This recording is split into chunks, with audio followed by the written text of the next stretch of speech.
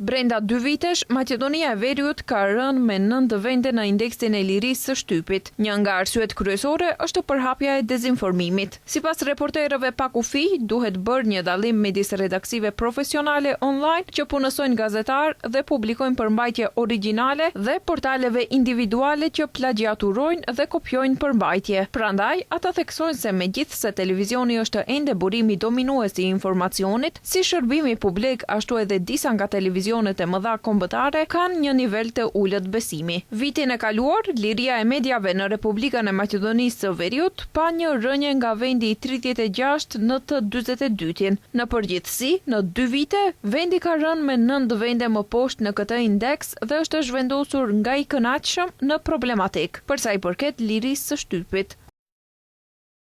Një nga arsyet kryesore është përhapja e dezinformimit dhe nivelet e ulta të profesionalizmit, si dhe ndikimi nga autoritetet.